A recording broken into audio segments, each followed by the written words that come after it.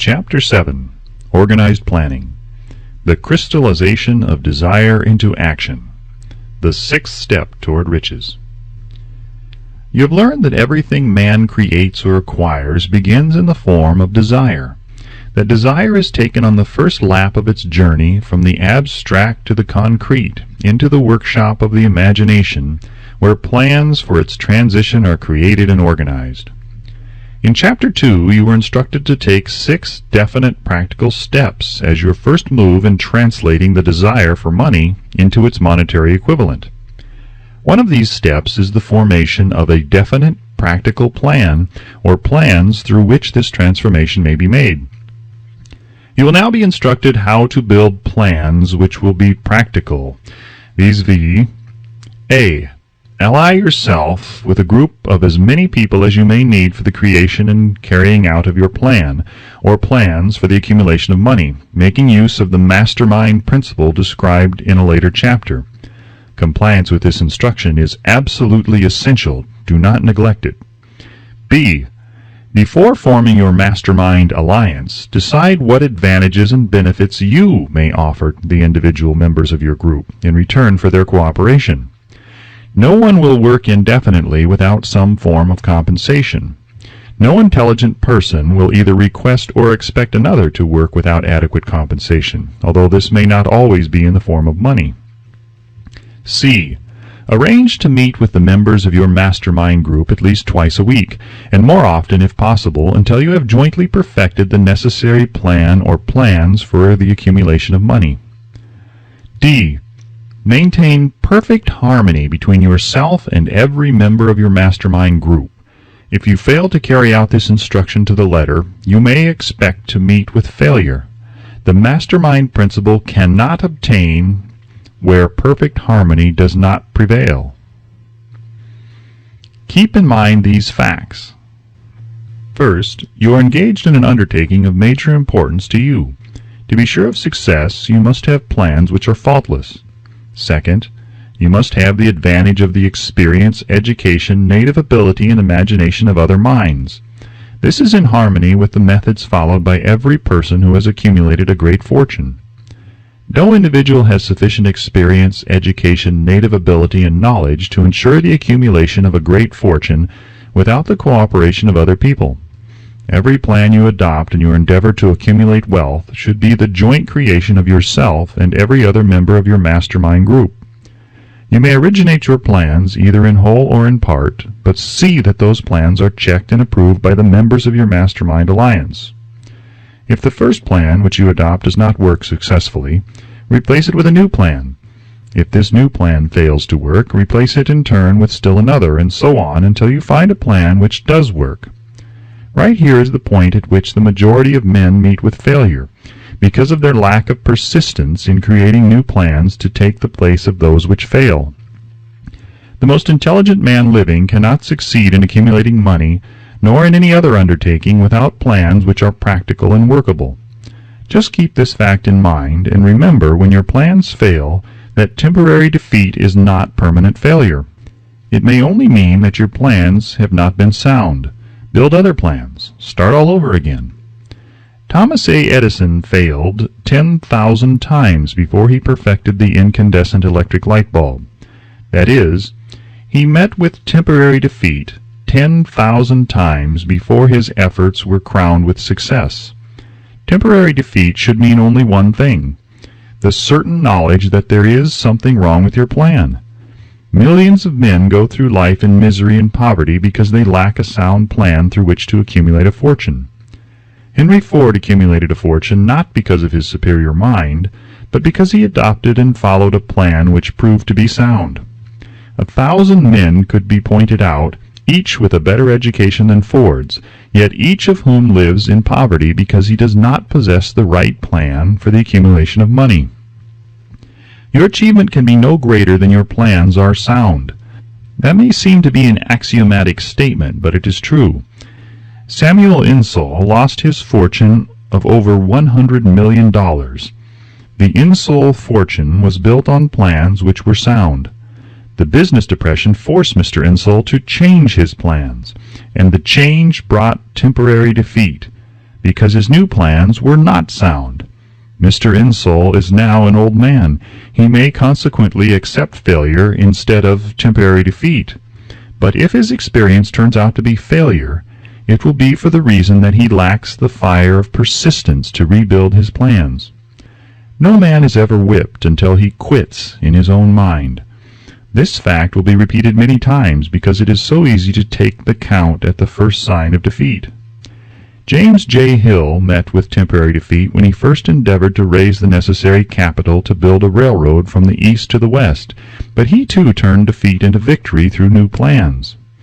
Mr. Ford met with temporary defeat, not only at the beginning of his automobile career, but after he had gone far toward the top. He created new plans and went marching on to financial victory. We see men who have accumulated great fortunes, but we often recognize only their triumph, overlooking the temporary defeats which they had to surmount before arriving. No follower of this philosophy can reasonably expect to accumulate a fortune without experiencing temporary defeat. When defeat comes, accept it as a signal that your plans are not sound. Rebuild those plans and set sail once more towards your coveted goal. If you give up before your goal has been reached, you are a quitter. A quitter never wins, and a winner never quits. Lift this sentence out, write it on a piece of paper in letters an inch high, and place it where you will see it every night before you go to sleep, and every morning before you go to work. When you begin to select members for your mastermind group, endeavor to select those who do not take defeat seriously. Some people foolishly believe that only money can make money. This is not true. Desire, transmuted into its monetary equivalent through the principles laid down here, is the agency through which money is made. Money of itself is nothing but inert matter. It cannot move, think, or talk, but it can hear when a man who desires it calls it to come. Planning the sale of services. The remainder of this chapter has been given over to a description of ways and means of marketing personal services. The information here conveyed will be of practical help to any person having any form of personal services to market, but it will be of priceless benefit to those who aspire to leadership in their chosen occupations.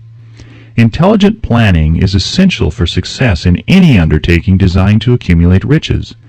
Here will be found detailed instructions to those who must begin the accumulation of riches by selling personal services. It should be encouraging to know that practically all the great fortunes began in the form of compensation for personal services, or from the sale of ideas. What else, except ideas and personal services, would one not possessed of property have to give in return for riches? Broadly speaking, there are two types of people in the world. One type is known as leaders, and the other as followers. Decide at the outset whether you intend to become a leader in your chosen calling or remain a follower. The difference in compensation is vast. The follower cannot reasonably expect the compensation to which a leader is entitled, although many followers make the mistake of expecting such pay. It is no disgrace to be a follower. On the other hand, it is no credit to remain a follower. Most great leaders began in the capacity of followers. They became great leaders because they were intelligent followers. With few exceptions, the man who cannot follow a leader intelligently cannot become an efficient leader. The man who can follow a leader most efficiently is usually the man who develops into the leadership most rapidly. An intelligent follower has many advantages, among them the opportunity to acquire knowledge from his leader. The major attributes of leadership. The following are important factors of leadership. Unwavering courage, based upon knowledge of self and of one's occupation. No follower wishes to be dominated by a leader who lacks self-confidence and courage. No intelligent follower will be dominated by such a leader very long. 2. Self-control. The man who cannot control himself can never control others. Self-control sets a mighty example for one's followers, which the more intelligent will emulate. 3. A keen sense of justice. Without a sense of fairness and justice, no leader can command and retain the respect of his followers. 4. Definiteness of decision. The man who wavers in his decisions shows that he is not sure of himself. He cannot lead others successfully. 5. Definiteness of plans. The successful leader must plan his work and work his plan. A leader who moves by guesswork without practical, definite plans is comparable to a ship without a rudder. Sooner or later he will land on the rocks. 6. The habit of doing more than paid for. One of the penalties of leadership is the necessity of willingness upon the part of the leader to do more than he requires of his followers. 7. A pleasing personality. No slovenly, careless person can become a successful leader. Leadership calls for respect. Followers will not respect a leader who does not grade high on all of the factors of a pleasing personality. 8. Sympathy and understanding. The successful leader must be in sympathy with his followers. Moreover, he must understand them and their problems. 9. Mastery of detail. Successful leadership calls for mastery of details of the leader's position. 10. Willingness to assume full responsibility. The successful leader must be willing to assume responsibility for the mistakes and the shortcomings of his followers. If he tries to shift this responsibility, he will not remain the leader. If one of his followers makes a mistake and shows himself incompetent, the leader must consider that it is he who failed. 11. Cooperation. The successful leader must understand and apply the principle of cooperative effort and be able to induce his followers to do the same.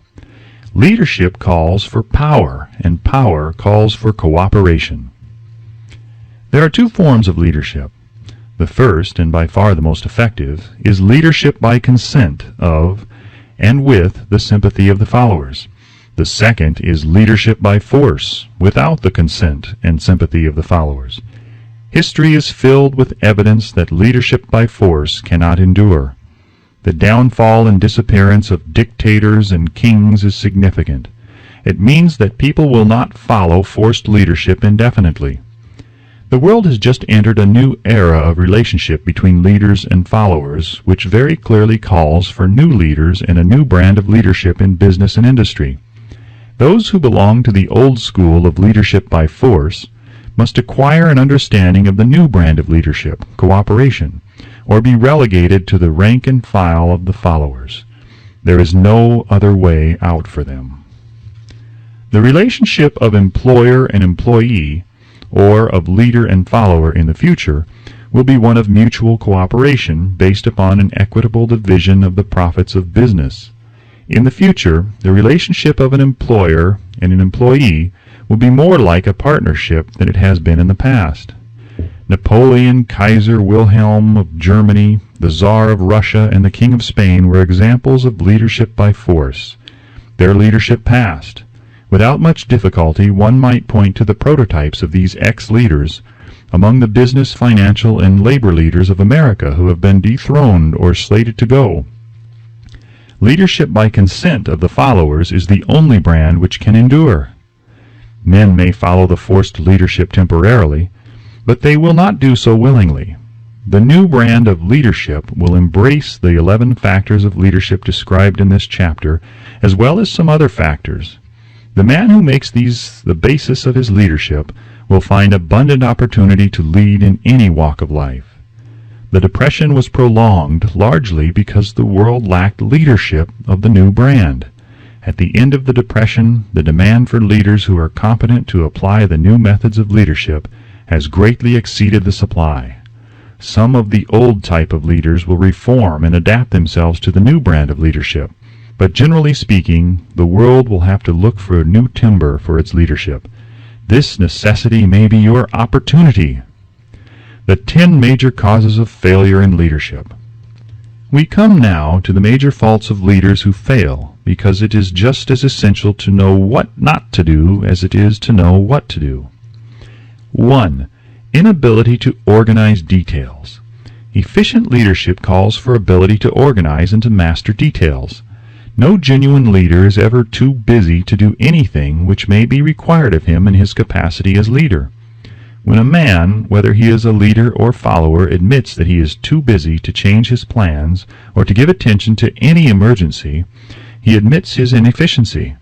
The successful leader must be the master of all details connected with his position. That means, of course, that he must acquire the habit of relegating details to capable lieutenants. 2. Unwillingness to render humble service. Truly great leaders are willing, when occasion demands, to perform any sort of labor which they would ask another to perform. The greatest among ye shall be the servant of all, is a truth which all able leaders observe and respect. 3. Expectation of pay for what they know instead of what they do with that which they know.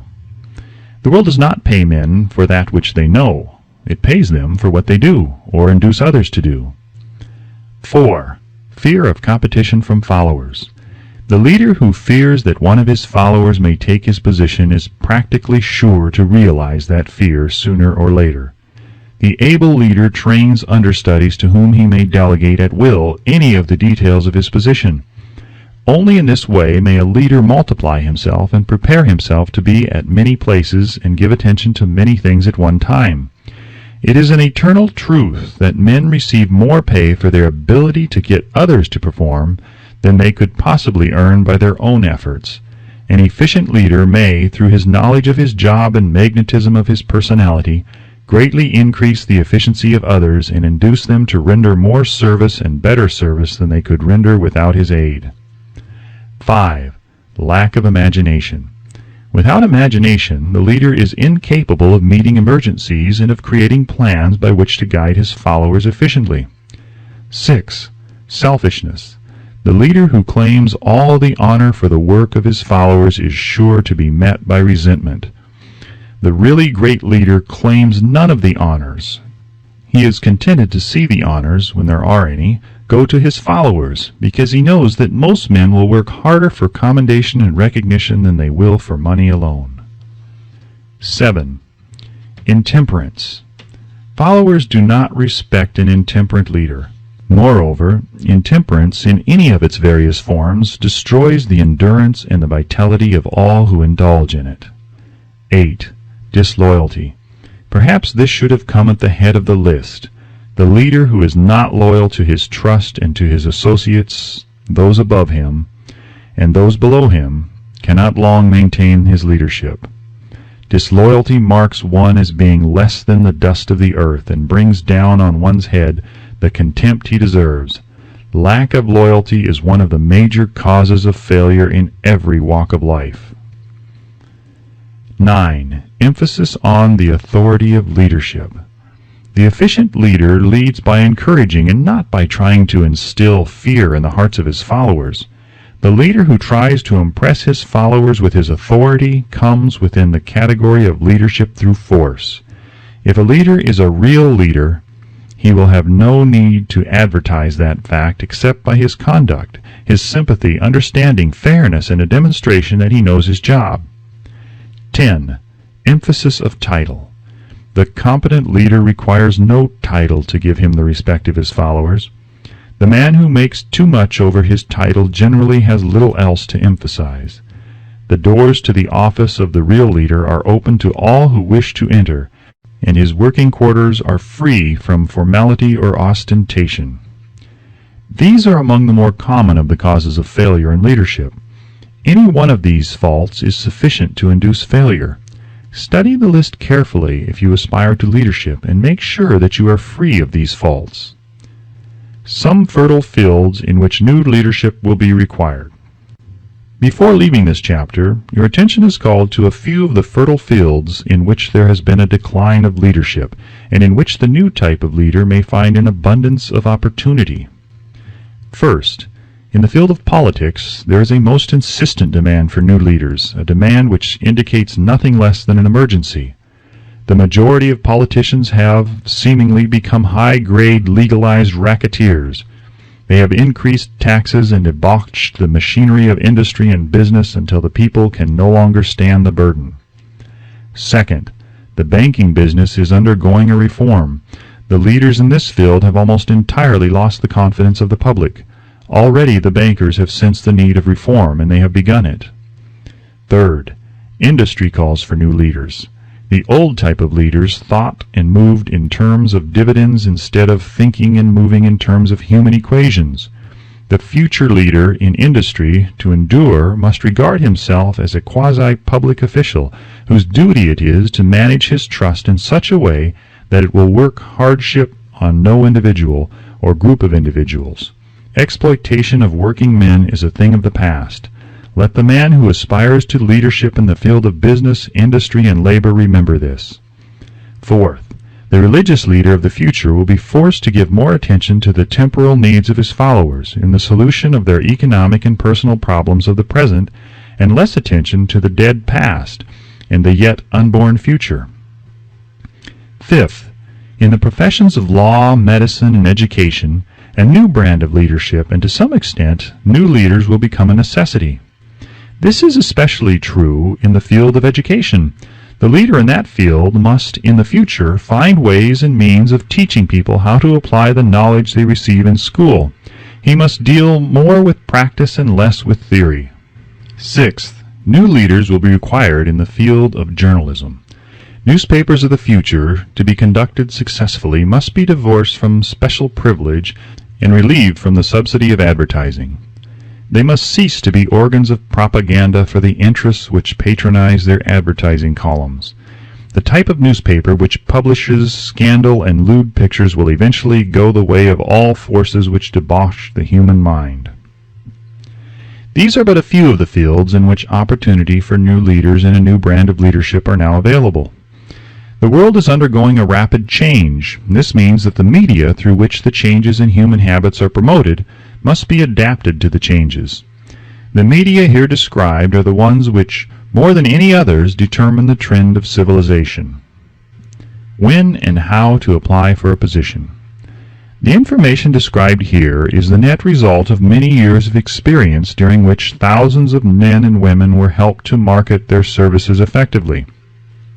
It can therefore be relied upon as sound and practical. Media through which services may be marketed. Experience has proved that the following media offer the most direct and effective methods of bringing the buyer and seller of personal services together. 1. Employment bureaus. Care must be taken to select only reputable bureaus, the management of which can show adequate records of achievement of satisfactory results. There are comparatively few such bureaus. 2. Advertising in newspapers, trade journals, magazines, and radio. Classified advertising may usually be relied upon to produce satisfactory results in the case of those who apply for clerical or ordinary salaried positions. Display advertising is more desirable in the case of those who seek executive connections. The copy to appear in the section of the paper which is most apt to come to the attention of the class of employer being sought. The copy should be prepared by an expert who understands how to inject sufficient selling qualities to produce replies. 3. Personal letters of application, directed to particular firms or individuals most apt to need such services as are being offered. Letters should be neatly typed, always, and signed by hand. With the letter should be sent a complete brief or outline of the applicant's qualifications. Both the letter of application and the brief of experience or qualifications should be prepared by an expert. See instructions as to information to be supplied. 4.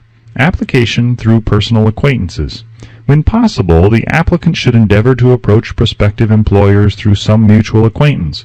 This method of approach is particularly advantageous in the case of those who seek executive connections and do not wish to appear to be peddling themselves. 5. Application in person. In some instances, it may be more effective if the applicant offers personally his services to prospective employers, in which event a complete written statement of qualifications for the position should be presented, for the reason that prospective employers often wish to discuss with associates one's record. Information to be supplied in a written brief. This brief should be prepared as carefully as a lawyer would prepare the brief of a case to be tried in a court.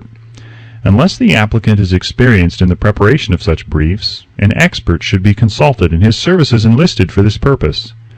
Successful merchants employ men and women who understand the art and psychology of advertising to present the merits of their merchandise. One who has personal services for sale should do the same. The following information should appear in the brief. 1. Education. State briefly but definitely what schooling you have had and in what subjects you specialized in school, giving the reasons for that specialization. 2. Experience. If you have had experience in connection with positions similar to the one you seek, describe it fully.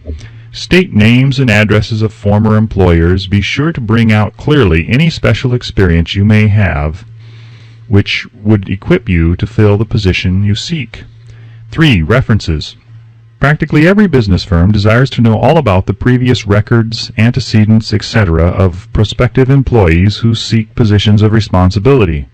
Attach to your brief photostatic copies of letters from A. Former employers, B. Teachers under whom you studied, C. Prominent people whose judgment may be relied upon. 4. Photograph of self. Attach to your brief a recent unmounted photograph of yourself. 5. Apply for a specific position. Avoid application for a position without describing exactly what particular position you seek. Never apply for just a position. That indicates you lack specialized qualifications. 6. State your qualifications for the particular position for which you apply.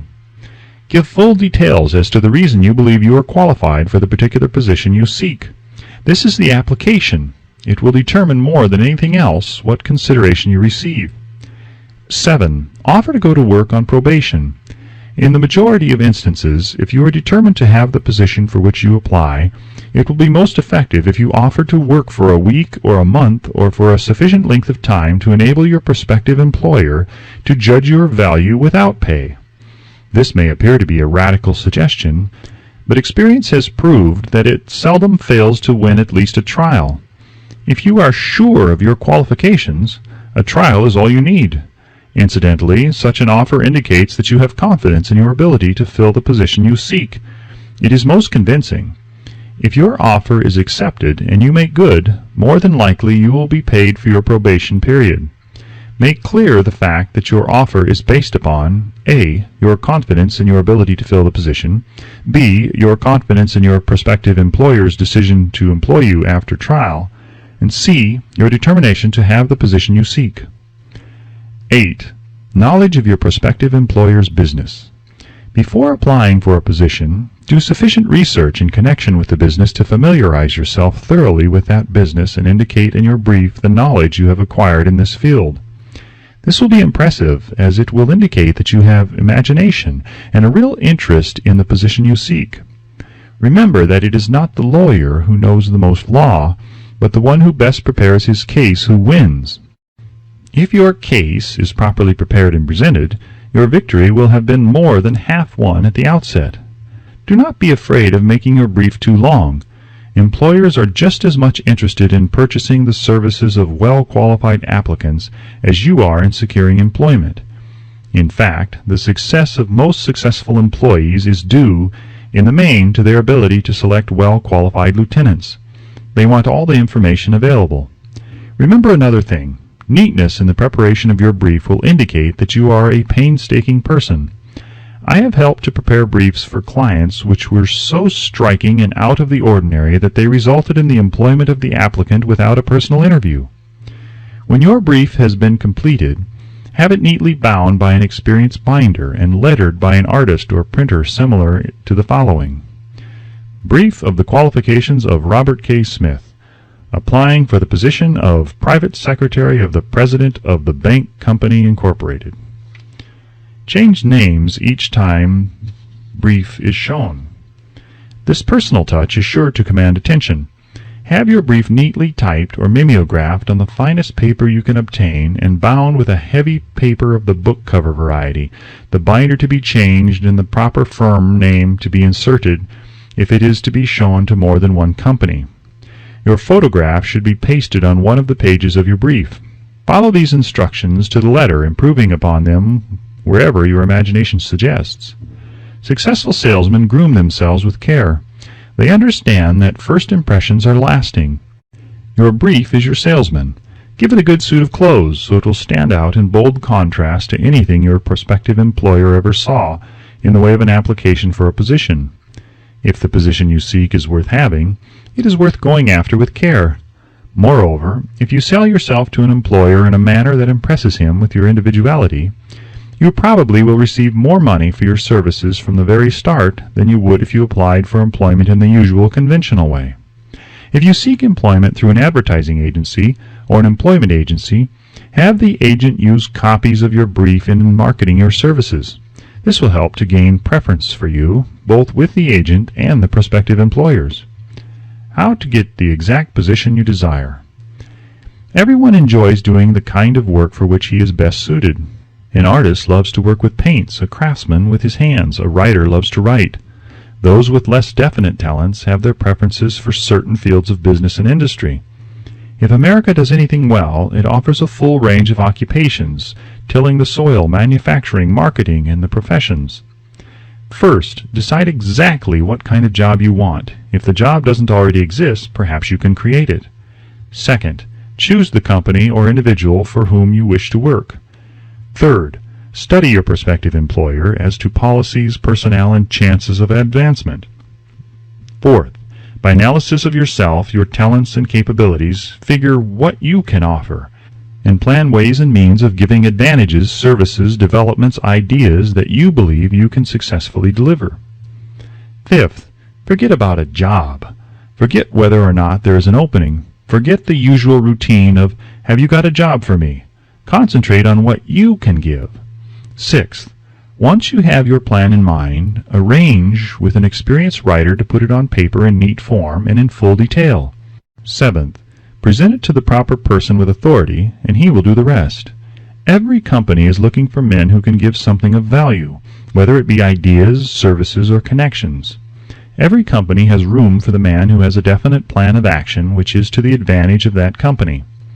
This line of procedure may take a few days or weeks of extra time, but the difference in income, in advancement, and in gaining recognition will save years of hard work at small pay. It has many advantages, the main one being that it will often save from 1 to 5 years of time in reaching a chosen goal. Every person who starts or gets in halfway up the ladder does so by deliberate and careful planning, except, of course, the boss's son. The new way of marketing services. Jobs are now partnerships. Men and women who market their services to best advantage in the future must recognize the stupendous change which has taken place in connection with the relationship between employer and employee. In the future, the golden rule, and not the rule of gold, will be the dominating factor in the marketing of merchandise as well as personal services. The future relationship between employers and their employees will be more in the nature of partnership consisting of A. the employer, B. the employee, C. the public they serve. This new way of marketing personal services is called new for many reasons. First, both the employer and the employee of the future will be considered as fellow employees whose business it will be to serve the public efficiently. In times past, employers and employees have bartered among themselves, driving the best bargains they could with one another, not considering that in the final analysis they were in reality bargaining at the expense of the third party, the public they served. The Depression served as a mighty protest from an injured public, whose rights have been trampled upon in every direction by those who were clamoring for individual advantages and profits. When the debris of the Depression shall have cleared away, and business shall have been once again restored to balance, both employers and employees will recognize that they no longer are privileged to drive bargains at the expense of those whom they serve. The real employer of the future will be the public. This should be kept uppermost in the mind by every person seeking to market personal services effectively. Nearly every railroad in America is in financial difficulty. Who does not remember the day when if a citizen required at the ticket office the time of departure of a train, he was abruptly referred to the bulletin board instead of being politely given the information? The streetcar companies have experienced a change of times also. There was a time not so very long ago when streetcar conductors took pride in giving argument to passengers. Many of the streetcar tracks have been removed and passengers ride on a bus, whose driver is the last word in politeness. All over the country, streetcar tracks are rusting from abandonment, or have been taken up. Wherever streetcars are still in operation, passengers may now ride without argument, and one may even hail the car in the middle of the block, and the motorman will obligingly pick him up. How times have changed! That is just the point I am trying to emphasize. Times have changed. Moreover, the change is reflected not merely in railroad offices and on streetcars, but in other walks of life as well. The public be damned policy is now passé. It has been supplanted by the "we are obligingly at your service, sir" policy. The bankers have learned a thing or two during this rapid change which has taken place during the past few years. Impoliteness on the part of a bank official or bank employee today is as rare as it was conspicuous a dozen years ago. In the years past, some bankers, not all of them of course, carried an atmosphere of austerity which gave every would-be borrower a chill when he even thought of approaching his banker for a loan. The thousands of bank failures during the Depression had the effect of removing the mahogany doors behind which bankers formerly barricaded themselves. They now sit at desks in the open where they may be seen and approached at will by any depositor or by anyone who wishes to see them, and the whole atmosphere of the bank is one of courtesy and understanding. It used to be customary for customers to have to stand and wait at the corner grocery until the clerks were through passing the time of day with friends, and the proprietor had finished making up his bank deposit before being waited upon. Chain stores managed by courteous men who do everything in the way of service short of shining the customer's shoes have pushed the old-time merchants into the background. Time marches on. Courtesy and service are the watchwords of merchandising today, and apply to the person who is marketing personal services even more directly than to the employer whom he serves. Because in the final analysis both the employer and his employee are employed by the public they serve. If they fail to serve well, they pay by the loss of their privilege of serving. We can all remember the time when the gas meter reader pounded on the door hard enough to break the panels. When the door was opened, he pushed his way in uninvited with a scowl on his face, which plainly said, "What the hell did you keep me waiting for?" All that has undergone a change. The meter man now conducts himself as a gentleman who is delighted to be at your service, sir. Before the gas companies learned that their scowling meter men were accumulating liabilities never to be cleared away, the polite salesman of oil burners came along and did a land office business. During the Depression, I spent several months in the anthracite coal region of Pennsylvania, studying conditions which all but destroyed the coal industry.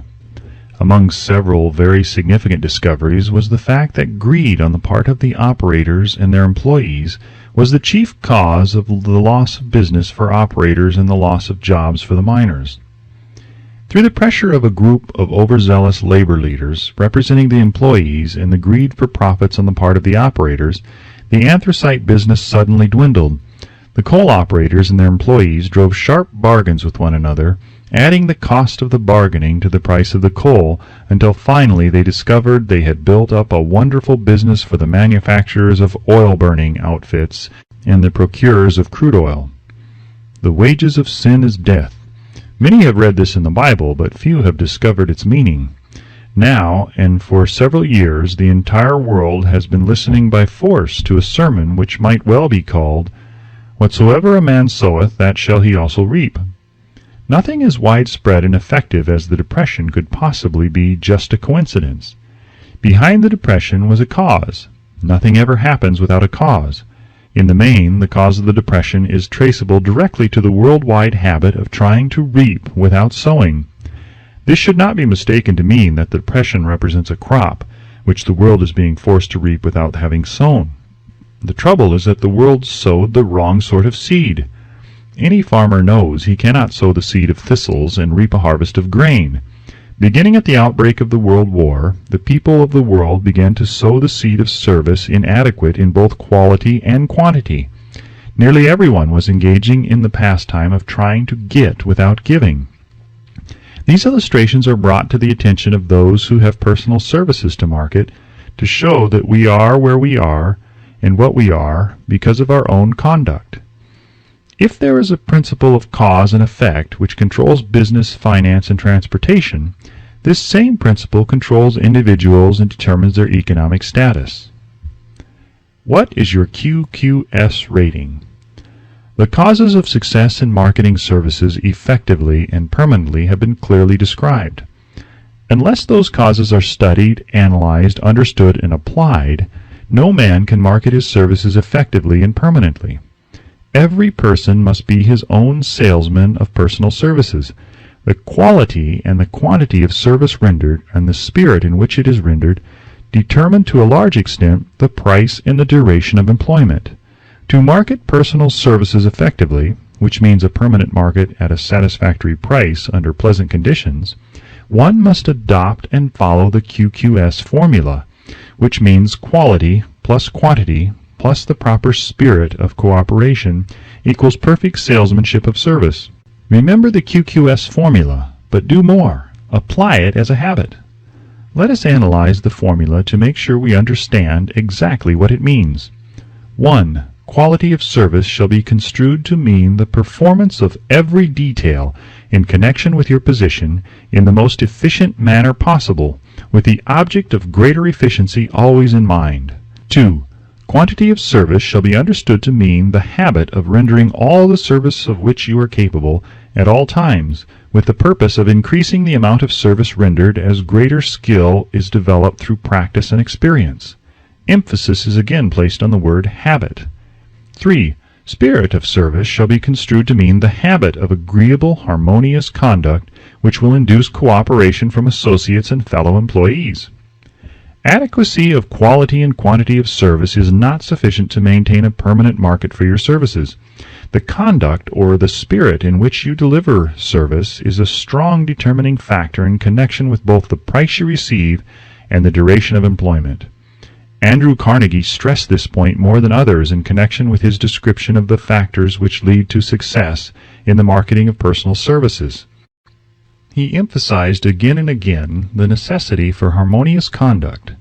He stressed the fact that he would not retain any man, no matter how great a quantity or how efficient the quality of his work, unless he worked in a spirit of harmony. Mr. Carnegie insisted upon men being agreeable. To prove that he placed a high value upon this quality, he permitted many men who conformed to his standards to become very wealthy. Those who did not conform had to make room for others. The importance of a pleasing personality has been stressed because it is a factor which enables one to render service in the proper spirit. If one has a personality which pleases and renders service in a spirit of harmony, these assets often make up for deficiencies in both the quality and the quantity of service one renders. Nothing, however, can be successfully substituted for pleasing conduct. The capital value of your services. The person whose income is derived entirely from the sale of personal services is no less a merchant than the man who sells commodities, and it might well be added such a person is subject to exactly the same rules of conduct as the merchant who sells merchandise. This has been emphasized because the majority of people who live by the sale of personal services make the mistake of considering themselves free from the rules of conduct and the responsibilities attached to those who are engaged in marketing commodities. The new way of marketing services has practically forced both employer and employee into partnership alliances through which both take into consideration the rights of the third party, the public they serve. The day of the go-getter has passed. He has been supplanted by the go-giver. High-pressure methods in business finally blew the lid off. There will never be the need to put the lid back on because in the future, business will be conducted by methods that will require no pressure. The actual capital value of your brains may be determined by the amount of income you can produce by marketing your services. A fair estimate of the capital value of your services may be made by multiplying your annual income by 16 2/3, as it is reasonable to estimate that your annual income represents 6% of your capital value. Money rents for 6% per annum. Money is worth no more than brains. It is often worth much less. Competent brains, if effectively marketed, represent a much more desirable form of capital than that which is required to conduct a business dealing in commodities, because brains are a form of capital which cannot be permanently depreciated through depressions, nor can this form of capital be stolen or spent. Moreover, the money which is essential for the conduct of business is as worthless as a sand dune until it has been mixed with efficient brains. The 30 major causes of failure. How many of these are holding you back? Life's greatest tragedy consists of men and women who earnestly try and fail. The tragedy lies in the overwhelmingly large majority of people who fail as compared to the few who succeed. I have had the privilege of analyzing several thousand men and women, 98% of whom were classed as failures. There is something radically wrong with a civilization and a system of education which permits 98% of the people to go through life as failures. But he did not write this book for the purpose of moralizing on the rights and wrongs of the world. That would require a book 100 times the size of this one. My analysis work proved that there are 30 major reasons for failure and 13 major principles through which people accumulate fortunes. In this chapter, a description of the 30 major causes of failure will be given. As you go over the list, check yourself by it, point by point, for the purpose of discovering how many of these causes of failure stand between you and success. 1. Unfavorable hereditary background. There is but little, if anything, which can be done for people who are born with a deficiency in brain power. This philosophy offers but one method of bridging this weakness, through the aid of the mastermind. Observe with profit, however, that this is the only one of the 30 causes of failure which may not be easily corrected by any individual. 2. Lack of a well-defined purpose in life. There is no hope of success for the person who does not have a central purpose or definite goal at which to aim. 98 out of every 100 of those whom I have analyzed had no such aim. Perhaps this was the 3. Lack of ambition to aim above mediocrity. We offer no hope for the person who is so indifferent as not to want to get ahead in life, and who is not willing to pay the price. 4. Insufficient education. This is a handicap which may be overcome with comparative ease.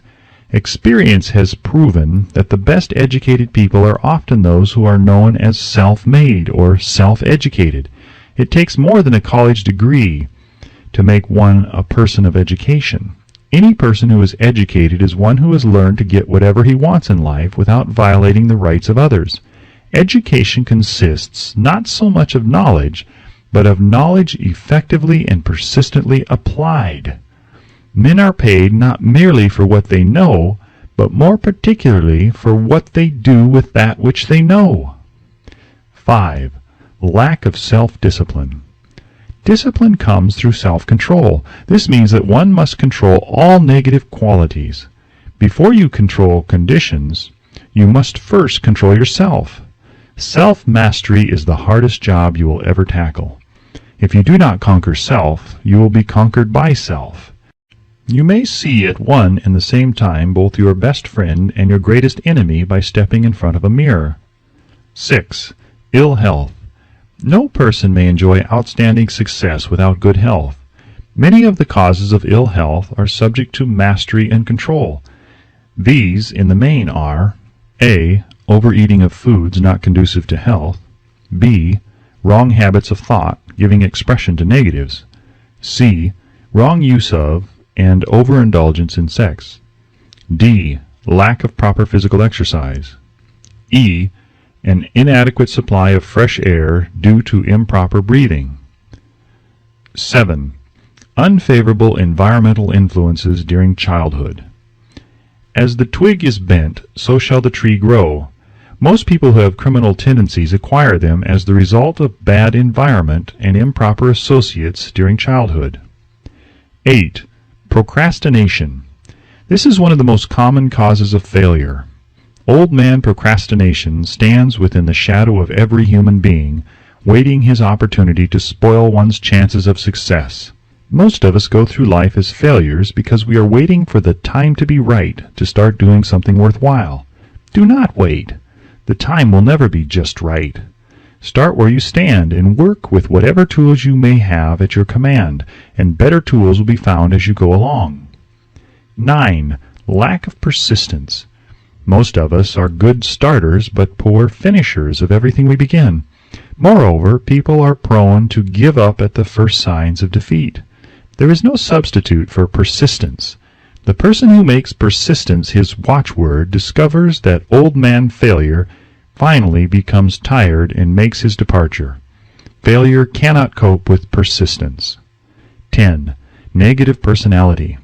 There is no hope of success for the person who repels people through negative personality. Success comes through the application of power, and power is attained through the cooperative efforts of other people. A negative personality will not induce cooperation. 11. Lack of controlled sexual urge. Sex energy is the most powerful of all the stimuli which move people into action. Because it is the most powerful of the emotions, it must be controlled through transmutation and converted into other channels.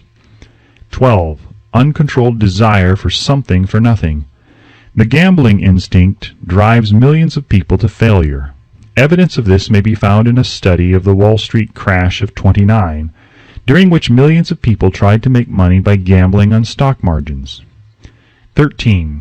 Lack of a well-defined power of decision. Men who succeed reach decisions promptly and change them, if at all, very slowly. Men who fail reach decisions, if at all, very slowly and change them frequently and quickly. Indecision and procrastination are twin brothers. Where one is found, the other may usually be found also. Kill off this pair before they completely hog-tie you to the treadmill of failure. 14. One or more of the 6 basic fears.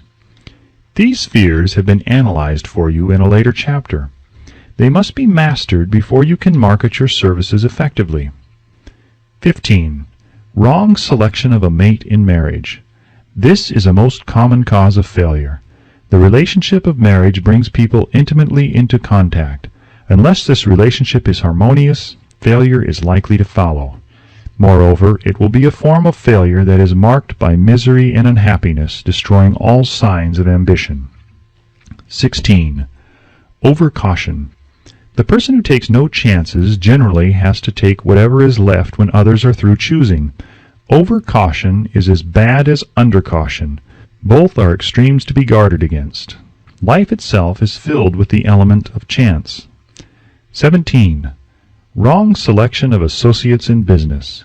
This is one of the most common causes of failure in business. In marketing personal services, one should use great care to select an employer who will be an inspiration and who is himself intelligent and successful. We emulate those with whom we associate most closely. Pick an employer who is worth emulating. 18. Superstition and prejudice. Superstition is a form of fear. It is also a sign of ignorance. Men who succeed keep open minds and are afraid of nothing. 19. Wrong selection of a vocation. No man can succeed in a line of endeavor which he does not like. The most essential step in the marketing of personal services is that of selecting an occupation into which you can throw yourself wholeheartedly. 20. Lack of concentration of effort. The jack of all trades seldom is good at any. Concentrate all your efforts on one definite chief aim. 21. The habit of indiscriminate spending. The spendthrift cannot succeed, mainly because he stands eternally in fear of poverty. Form the habit of systematic saving by putting aside a definite percentage of your income. Money in the bank gives one a very safe foundation of courage when bargaining for the sale of personal services. Without money, one must take what one is offered and be glad to get it. 22. Lack of enthusiasm. Without enthusiasm, one cannot be convincing. Moreover, enthusiasm is contagious, and the person who has it under control is generally welcome in any group of people. 23. Intolerance. The person with a closed mind on any subject seldom gets ahead. Intolerance means that one has stopped acquiring knowledge. The most damaging forms of intolerance are those connected with religion, racial, and political differences of opinion. 24. Intemperance. The most damaging forms of intemperance are connected with eating, strong drink, and sexual activities. Overindulgence in any of these is fatal to success. 25. Inability to cooperate with others. More people lose their positions and their big opportunities in life because of this fault than for all other reasons combined. It is a fault which no well-informed businessman or leader will tolerate. 26. Possession of power that was not acquired through self-effort. sons and daughters of wealthy men and others who inherit money which they did not earn. Power in the hands of one who did not acquire it gradually is often fatal to success. Quick riches are more dangerous than poverty. 27. Intentional dishonesty. There is no substitute for honesty. One may be temporarily dishonest by force of circumstances over which one has no control, without permanent damage. But there is no hope for the person who is dishonest by choice. Sooner or later his deeds will catch up with him, and he will pay by loss of reputation and perhaps even loss of liberty. 28. Egotism and vanity. These qualities serve as red lights which warn others to keep away. They are fatal to success. 29. Guessing instead of thinking. Most people are too indifferent or lazy to acquire facts with which to think accurately. They prefer to act on opinions created by guesswork or snap judgments. 30. Lack of capital.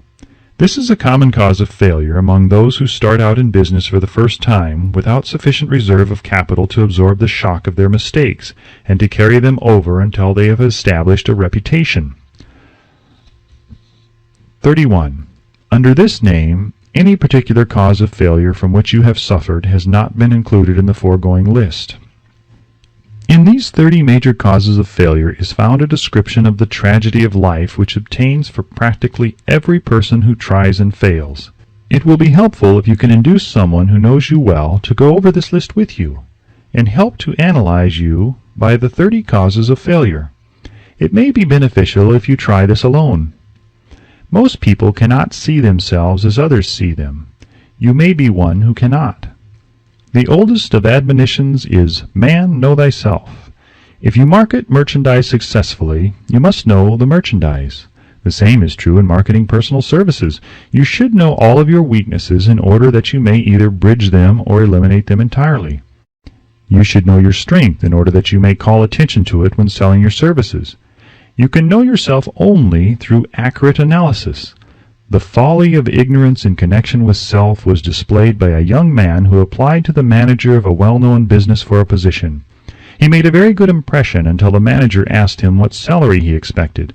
He replied that he had no fixed sum in mind, lack of a definite aim. The manager then said, "We will pay you all you are worth, after we try you out for a week." "I will not accept it," the applicant replied, "because I am getting more than that where I am now employed." Before you even start to negotiate for a readjustment of your salary in your present position, or to seek employment elsewhere, be sure that you are worth more than you now receive. It is one thing to want money, everyone wants more, but it is something entirely different to be worth more. Many people mistake their wants for their just dues. Your financial requirements or wants have nothing whatever to do with your worth. Your value is established entirely by your ability to render useful service or your capacity to induce others to render such service. Take inventory of yourself. 28 questions you should answer. Annual self-analysis is as essential in the effective marketing of personal services as is annual inventory in merchandising. Moreover, the yearly analysis should disclose a decrease in faults and an increase in virtues. One goes ahead, stands still, or goes backward in life. One's object should be, of course, to go ahead. Annual self-analysis will disclose whether advancement has been made, and if so, how much. It will also disclose any backward steps one may have made. The effective marketing of personal services requires one to move forward, even if the progress is slow. Your annual self-analysis should be made at the end of each year, so you can include in your New Year's resolutions any improvements which the analysis indicates should be made. Take this inventory by asking yourself the following questions and by checking your answers with the aid of someone who will not permit you to deceive yourself as to their accuracy. Self-analysis questionnaire for personal inventory. 1. Have I attained the goal which I established as my objective for this year? You should work with a definite yearly objective to be attained as a part of your major life objective. 2. Have I delivered service of the best possible quality of which I am capable, or could I have improved any part of this service? 3. Have I delivered service in the greatest possible quantity of which I am capable? 4. Has the spirit of my conduct been harmonious and cooperative at all times? 5. Have I permitted the habit of procrastination to decrease my efficiency, and if so, to what extent? 6. Have I improved my personality, and if so, in what ways? 7. Have I been persistent in following my plans through to completion? 8. Have I reached decisions promptly and definitely on all occasions? 9. Have I permitted any one or more of the 6 basic fears to decrease my efficiency? 10. Have I been either overcautious or undercautious? 11. Has my relationship with my associates in work been pleasant or unpleasant? If it has been unpleasant, has the fault been partly or wholly mine? 12. Have I dissipated any of my energy through lack of concentration of effort? 13. Have I been open-minded and tolerant in connection with all subjects? 14. In what way have I improved my ability to render service? 15. Have I been intemperate in any of my habits? 16. Have I expressed either openly or secretly any form of egotism? 17. Has my conduct toward my associates been such that it has induced them to respect me? 18. Have my opinions and decisions been based upon guesswork or accuracy of analysis and thought? 19. Have I followed the habit of budgeting my time, my expenses, and my income, and have I been conservative in these budgets? 20. How much time have I devoted to unprofitable effort which I might have used to better advantage? 21. How may I re-budget my time and change my habits so I will be more efficient during the coming year? 22. Have I been guilty of any conduct which was not approved by my conscience? 23. In what ways have I rendered more service and better service than I was paid to render? 24. Have I been unfair to anyone, and if so, in what way? 25. If I had been the purchaser of my own services for the year, would I be satisfied with my purchase? 26. Am I in the right vocation, and if not, why not? 27. Has the purchaser of my services been satisfied with the service I have rendered, and if not, why not? 28. What is my present rating on the fundamental principles of success? Make this rating fairly and frankly, and have it checked by someone who is courageous enough to do it accurately. Having read and assimilated the information conveyed through this chapter, you are now ready to create a practical plan for marketing your personal services. In this chapter will be found an adequate description of every principle essential in planning the sale of personal services, including the major attributes of leadership, the most common causes of failure in leadership, a description of the fields of opportunity for leadership, the main causes of failure in all walks of life, and the important questions which should be used in self-analysis. This extensive and detailed presentation of accurate information has been included because it will be needed by all who must begin the accumulation of riches by marketing personal services. Those who have lost their fortunes and those who are just beginning to earn money have nothing but personal services to offer in return for riches. Therefore, it is essential that they have available the practical information needed to market services to best advantage. The information contained in this chapter will be of great value to all who aspire to attain leadership in any calling. It will be particularly helpful to those aiming to market their services as business or industrial executives. Complete assimilation and understanding of the information here conveyed will be helpful in marketing one's own services, and it will also help one to become more analytical and capable of judging people.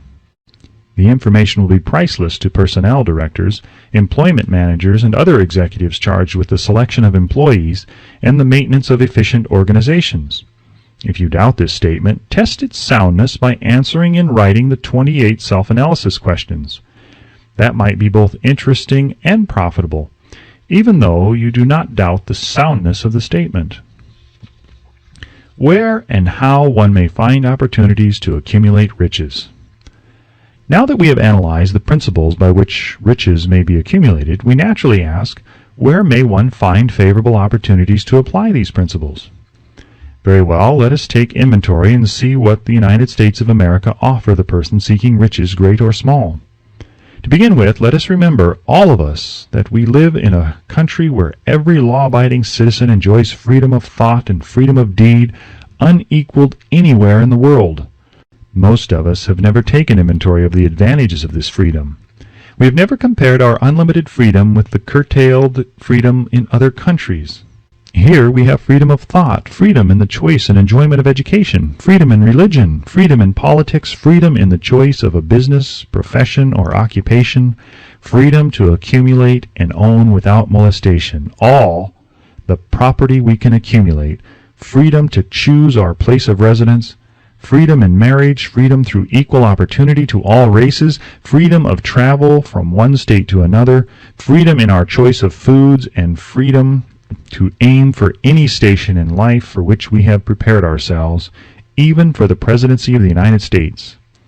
We have other forms of freedom, but this list will give a bird's-eye view of the most important, which constitute opportunity of the highest order. This advantage of freedom is all the more conspicuous because the United States is the only country guaranteeing to every citizen, whether native-born or naturalized, so broad and varied a list of freedom. Next, let us recount some of the blessings which our widespread freedom has placed within our hands. Take the average American family, for example, meaning the family of average income, and sum up the benefits available to every member of the family in this land of opportunity and plenty. A. Food. Next to freedom of thought and deed comes food, clothing, and shelter, the three basic necessities of life. Because of our universal freedom, the average American family has available at its very door the choicest selection of food to be found anywhere in the world and at prices within its financial range. B. Shelter. And C. Clothing. Only the three basic necessities of food, clothing, and shelter have been mentioned. The average American citizen has other privileges and advantages available in return for modest effort, not exceeding 8 hours per day of labor. Among these is the privilege of automobile transportation, with which one can go and come at will at a very small cost. He can place his surplus money in a bank with the assurance that his government will protect it and make good to him if the bank fails. If an American citizen wants to travel from one state to another, he needs no passport, no one's permission. He may go when he pleases and return at will. Moreover, he may travel by train, private automobile, bus, airplane, or ship, as his pocketbook permits. In Germany, Russia, Italy, and most of the other European and Oriental countries, the people cannot travel with so much freedom and at so little cost. The miracle that has provided these blessings.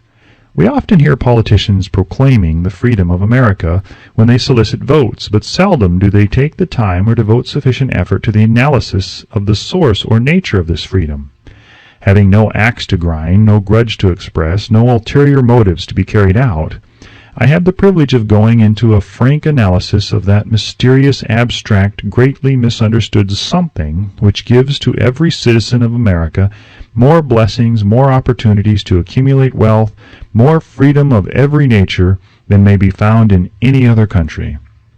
I have the right to analyze the source and nature of this unseen power because I know and have known for more than a quarter of a century many of the men who organized that power, and many who are now responsible for its maintenance. The name of this mysterious benefactor of mankind is capital. Capital consists not alone of money, but more particularly of highly organized, intelligent groups of men who plan ways and means of using money efficiently for the good of the public and profitably to themselves. These groups consist of scientists, educators, chemists, inventors, business analysts, publicity men, transportation experts, accountants, lawyers, doctors, and both men and women who have highly specialized knowledge in all fields of industry and business. They pioneer, experiment, and blaze trails in new fields of endeavor. They support colleges, hospitals, public schools, build good roads, publish newspapers, pay most of the cost of government, and take care of the multitudinous detail essential to human progress. Stated briefly, the capitalists are the brains of civilization, because they supply the entire fabric of which all education, enlightenment, and human progress consists. Money without brains always is dangerous. Properly used, it is the most important essential of civilization. The simple breakfasts here described could not have been delivered to the New York City family at a dime each or at any other price if organized capital had not provided the machinery, the ships, the railroads, and the huge armies of trained men to operate them. Some slight idea of the importance of organized capital may be had by trying to imagine yourself burdened with the responsibility of collecting, without the aid of capital, and delivering to the New York City family the simple breakfast described. To supply the tea, you would have to make a trip to China or India, both a very long way from America. Unless you are an excellent swimmer, you would become rather tired before making the round trip. Then, too, another problem would confront you.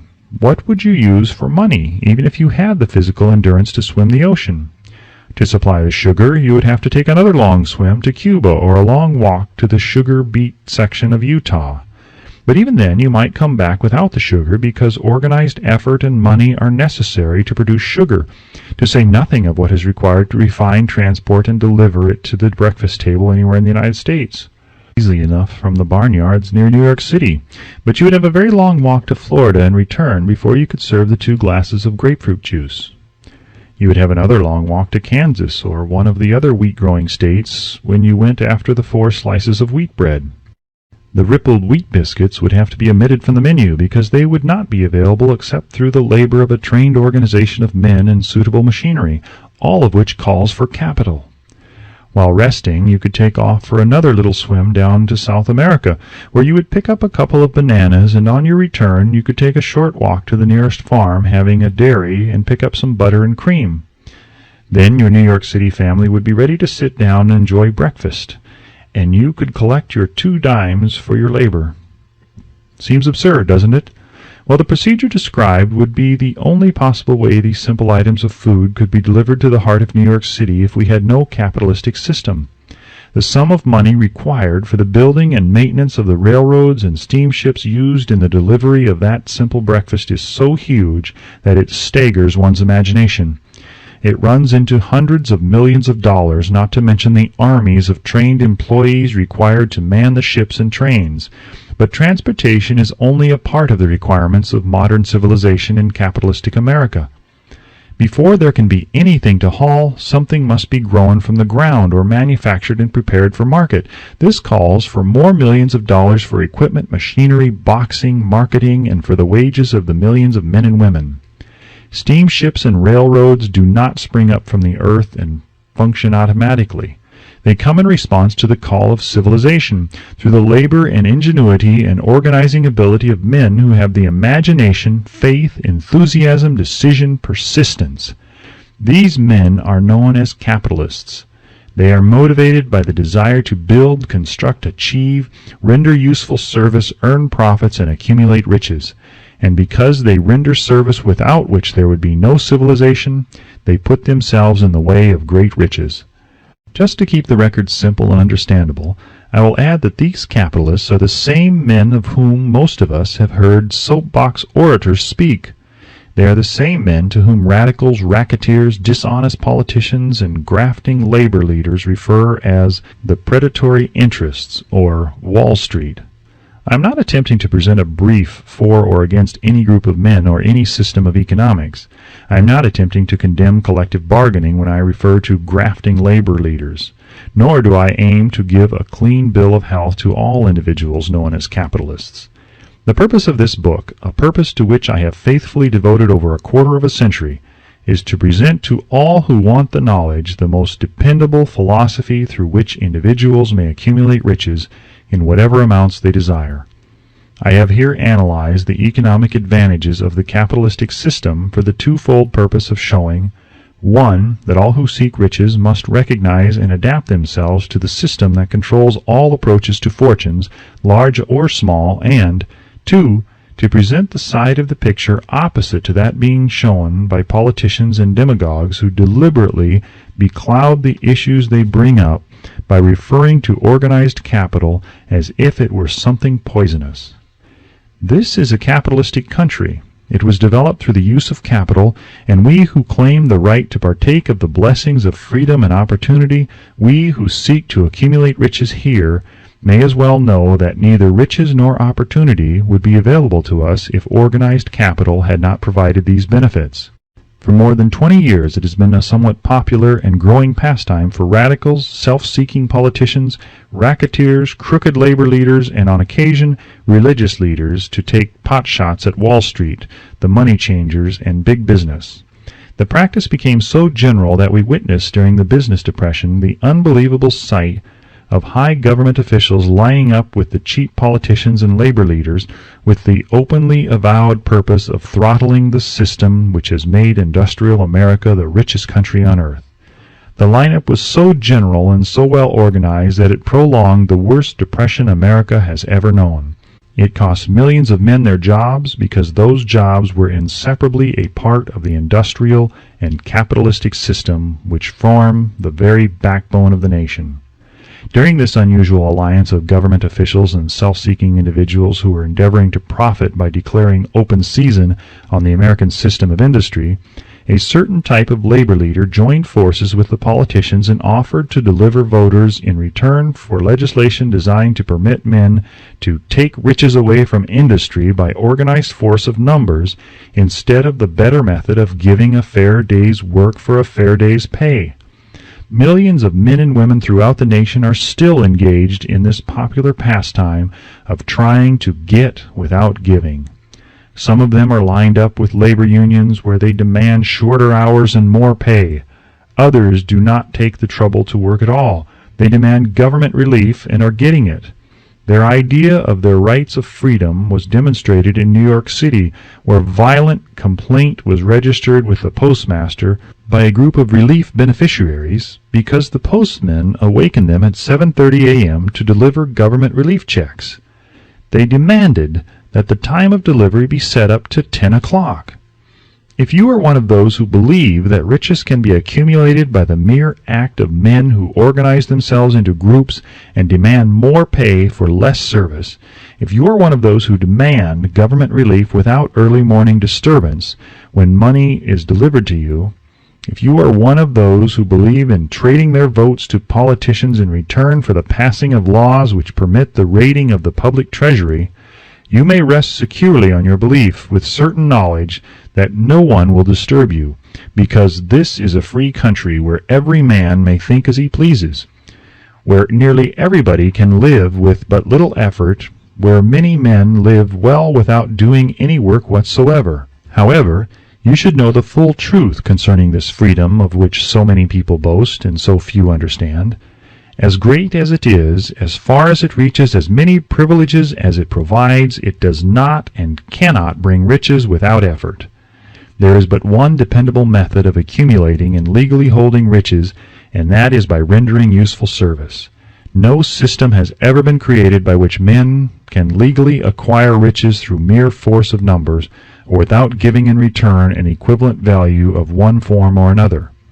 There is a principle known as the law of economics. This is more than a theory. It is a law no man can beat. Mark well the name of the principle and remember it, because it is far more powerful than all the politicians and political machines. It is above and beyond the control of all the labor unions. It cannot be swayed nor influenced nor bribed by racketeers or self-appointed leaders in any calling. Moreover, it has an all-seeing eye and a perfect system of bookkeeping, in which it keeps an accurate account of the transactions of every human being engaged in the business of trying to get without giving. Sooner or later its auditors come around, looking over the records of individuals both great and small, and demand an accounting. Wall Street, big business, capital, predatory interests, or whatever name you choose to give the system which has given us American freedom, represents a group of men who understand, respect, and adapt themselves to this powerful law of economics. Their financial continuation depends upon their respecting the law. Most people living in America like this country, its capitalistic system and all. I must confess I know of no better country where one may find greater opportunities to accumulate riches. Judging by their acts and deeds, there are some in this country who do not like it. That, of course, is their privilege. If they do not like this country, its capitalistic system, its boundless opportunities, they have the privilege of clearing out. Always there are other countries, such as Germany, Russia, In Italy, where one may try one's hand at enjoying freedom and accumulating riches providing one is not too particular, America provides all the freedom and all the opportunity to accumulate riches that any honest person may require. When one goes hunting for game, one selects hunting grounds where game is plentiful. When seeking riches, the same rule would naturally obtain. If it is riches you are seeking, do not overlook the possibilities of a country whose citizens are so rich that women alone spend over $200 million annually for lipsticks, rouge, and cosmetics. Think twice, you who are seeking riches, before trying to destroy the capitalistic system of a country whose citizens spend over $50 million a year for greeting cards, with which to express their appreciation of their freedom. If it is money you are seeking, consider carefully a country that spends hundreds of millions of dollars annually for cigarettes, the bulk of the income from which goes to only 4 major companies engaged in supplying this national builder of nonchalance and quiet nerves. By all means, give plenty of consideration to a country whose people spend annually more than $15 million for the privilege of seeing moving pictures, and toss in a few additional millions for liquor, narcotics, and other less potent soft drinks and giggle waters. Do not be in too big a hurry to get away from a country whose people willingly, even eagerly, hand over millions of dollars annually for football, baseball, and prize fights. And by all means, stick by a country whose inhabitants give up more than $1 million a year for chewing gum and another $1 million for safety razor blades. Remember also that this is but the beginning of the available sources for the accumulation of wealth. Only a few of the luxuries and non-essentials have been mentioned, but remember that the business of producing, transporting, and marketing these few items of merchandise gives regular employment to many millions of men and women who receive for their services many millions of dollars monthly and spend it freely for both the luxuries and the necessities. Especially remember that back of all this exchange of merchandise and personal services may be found an abundance of opportunity to accumulate riches. Here our American freedom comes to one's aid. There is nothing to stop you or anyone from engaging in any portion of the effort necessary to carry on these businesses. If one has superior talent, training, and experience, one may accumulate riches in large amounts. Those not so fortunate may accumulate smaller amounts. Anyone may earn a living in return for a very nominal amount of labor. So there you are. Opportunity has spread its wares before you. Step up to the front, select what you want, create your plan, put the plan into action, and follow through with persistence. Capitalistic America will do the rest. You can depend on this much. Capitalistic America ensures every person the opportunity to render useful service and to collect riches in proportion to the value of the service. The system denies no one this right, but it does not and cannot promise something for nothing, because the system itself is irrevocably controlled by the law of economics, which neither recognizes nor tolerates for long getting without giving. The law of economics was passed by nature. There is no Supreme Court to which visitors of this law may appeal. The law hands out both penalties for its violation and appropriate rewards for its observance, without interference or the possibility of interference by any human being. The law cannot be repealed. It is as fixed as the stars in the heavens and subject to and part of the same system that controls the stars. May one refuse to adapt oneself to the law of economics? Certainly. This is a free country where all men are born with equal rights, including the privilege of ignoring the law of economics. What happens then? Well, nothing happens until large numbers of men join forces for the avowed purpose of ignoring the law and taking what they want by force. Then comes the dictator with well-organized firing squads and machine guns.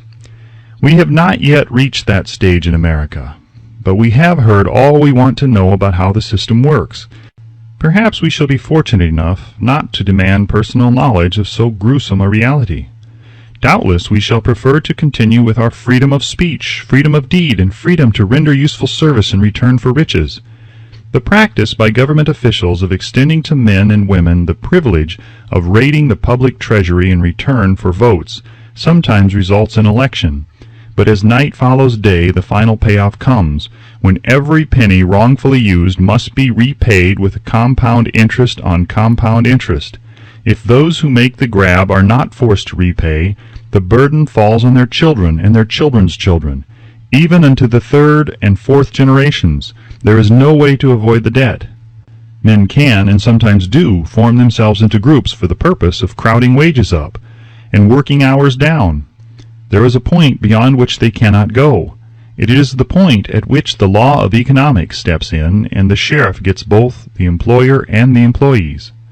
For 6 years, from 1929 to 1935, the people of America, both rich and poor, barely missed seeing the old man economics hand over to the sheriff all the businesses and industries and banks.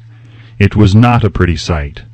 It did not increase our respect for mob psychology, through which men cast reason to the winds and start trying to get without giving. We who went through those 6 discouraging years, when fear was in the saddle and faith was on the ground, cannot forget how ruthlessly the law of economics exacted its toll from both rich and poor, weak and strong, old and young. We shall not wish to go through another such experience.